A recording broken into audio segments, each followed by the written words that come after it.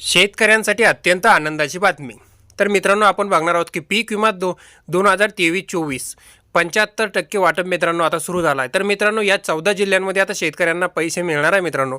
तर मित्रांनो, हे कोणकोणते 14 जिल्हे हे आपण पुढे व्हिडिओमध्ये बघणार आहोत। परंतु मित्रांनो, त्याआधी जर तुम्ही या चॅनलवर नवीन असाल तर चॅनलला नक्की सबस्क्राईब करा आणि एक लाईक नक्की द्या। चला तर मग मित्रांनो, आता आपण व्हिडिओला सुरुवात करूया। त्याआधी मित्रांनो, आपण त्या व्हिडिओची थोडीशी पार्श्वभूमी बघू।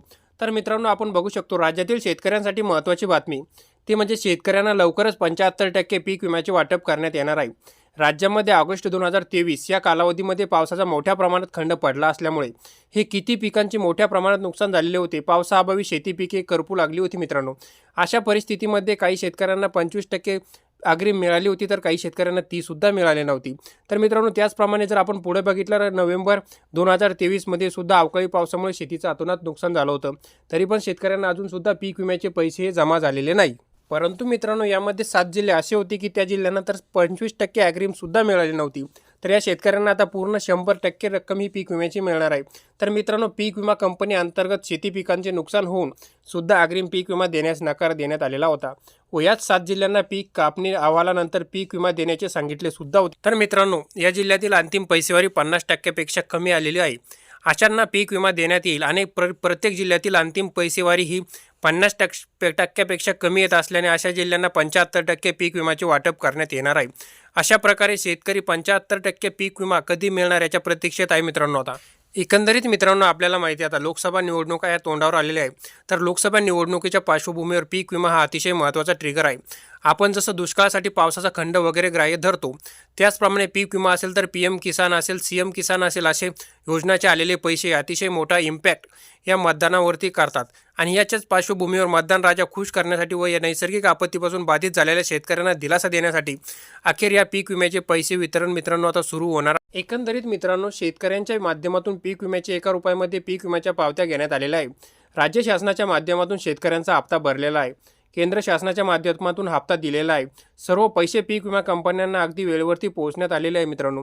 तरीसुद्धा पीक विमा कंपन्यांनी अजून शेतकऱ्यांना पैसे देण्यासाठी टाळाटाळ केली आहे आणि यावरती आपल्या राज्याचे कृषी मंत्र्यांनी आता कठोर पावले उचलली आहे मित्रांनो। 2023चा अग्रिम वाटप केल्यानंतर समायोजित केलेल्या रकमेचा पीक विमा आणि ज्या भागामध्ये 1 रुपयाही पीक विमा वाटप करण्यात आलेला नाही असा जो अंतिम पीक विमा कापणीच्या अहवालाच्या आधारे मंजूर झालेला आहे मित्रांनो। आता सरसकट पीक विमा ह्या ठिकाणी वितरित करण्यास सुरुवात सुद्धा झाली आहे। तर मित्रांनो, चला आता आपण पुढे बघू की ते कोणते 14 जिल्हे आहे की ज्या जिल्ह्यांना आता पीक विमा वाटप होणार आहे। चला तर मित्रांनो, बघू आता आपण ते कोणते जिल्हे आहे ज्या जिल्ह्यामध्ये 75% पीक विमा मंजूर झाला आहे। 1 नंबरचा जर जिल्हा बघितला आपण तर तो आहे छत्रपती संभाजीनगर। 2 नंबर मित्रांनो जालना। 3 नंबरचा जर जिल्हा बघितला आपण तर तो आहे हिंगोली।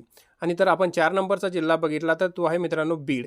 आणि त्याच नंबर आता आपण पुढे बघू मित्रांनो कोणकोणते जिल्हे अजून यामध्ये समाविष्ट करण्यात आले। तर मित्रांनो, त्यामध्ये पुढचा जिल्हा आहे तो म्हणजे लातूर। त्यानंतरचा जर जिल्हा बघितला आपण तो आहे धाराशिव। त्यानंतरचा जर बघितला आपण जिल्हा तो म्हणजे अहमदनगर। आणि त्यानंतरचा जिल्हा आहे मित्रांनो जळगाव। जळगावनंतर जर बघितला आपण मित्रांनो तर आहे बुलढाणा। बुलढाणानंतर बघितलं तर वाशिम। वाशिम नंतर जर आपण बघितलं तर तो आहे अकोला। अकोल्यानंतर जर आपण पुढचा जिल्हा बघितला तर तो आहे अमरावती। अमरावतीनंतर जर आपण पुढचा जिल्हा बघितला तर मित्रांनो तो आहे यवतमाळ। आणि यवतमाळ नंतर आणि शेवटचा जिल्हा बघितला मित्रांनो तो आहे सांगली। या 14 जिल्ह्यातील शेतकऱ्यांना आता मित्रांनो 75% पीक विमा वाटप होणार आहे मित्रांनो। आणि यामधील 7 असे जिल्हे आहे की ज्या जिल्ह्यामध्ये सुरुवातीला 25% सुद्धा पीक विमा हा मिळाला नव्हता।